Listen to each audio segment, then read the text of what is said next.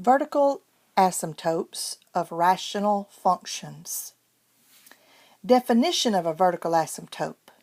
The line x equals to a is a vertical asymptote of the graph of a function f if f of x increases or decreases without bound as x approaches a. Now let's look at these graphs that I have for us to look at here. You see that this graph is going upward. It's getting closer and closer and closer to this dotted line, this dotted vertical line. That is a vertical asymptote. Same here in this graph. As this graph approaches positive all the way up, it's getting closer and closer and closer to this vertical asymptote, but it never touches it. The same with this graph. As this graph is going downward, it's getting closer and closer and closer to this vertical line, but it never touches it. The vertical line x equals to a. Remember, we name a vertical line with just an x. And then the same situation here as this graph is going from left to right. It's going downward, on and on and on. It's getting closer and closer and closer to this vertical asymptote, but it never touches it. So let's talk about how we locate vertical asymptotes. If f of x equals p of x over q of x is a rational function in which p of x and q of x have no common factors, and a is a zero of q of x, the denominator, then x equals to a is a vertical asymptote of the graph of f. So, again, we have that p of x over q of x, in which they have no common factors.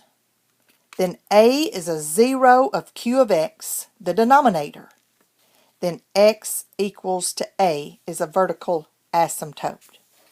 So, let's look at some examples of finding vertical asymptotes. All right, looking at this problem. A part, f of x equals to x divided by x squared minus 9. First thing I want to do is, if I can ever factor either the numerator or the denominator, I do.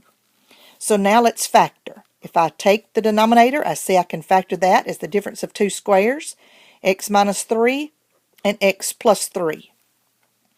Now, if I could do any simplifying, I would, but I can't. So now I take the two binomials, set them equal to 0. X minus 3 equals to 0 and x plus 3 equals to 0. Solve for x. Add 3 to both sides. I get x equals to 3. That is one of my vertical asymptotes. Subtract 3 from both sides. That is the other vertical asymptote. So on this problem, I have two vertical asymptotes, x equals to 3 and x equals to negative 3. Look at B part. Find the vertical asymptote. Again, factor. If you can factor, factor. In the numerator, I have x plus 3. I cannot factor that. But in the denominator, I can factor this again as the difference of two squares, x minus 3 and x plus 3.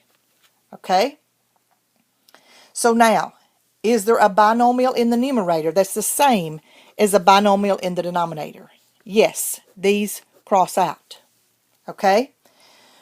Now, when these cross out, that tells me that there's a hole. So, what I need to do now is take what's left, set it equal to 0, x minus 3 equals to 0. This is my vertical asymptote. Add 3 to both sides. So the only vertical asymptote I have is at negative 3. This is your vertical asymptote.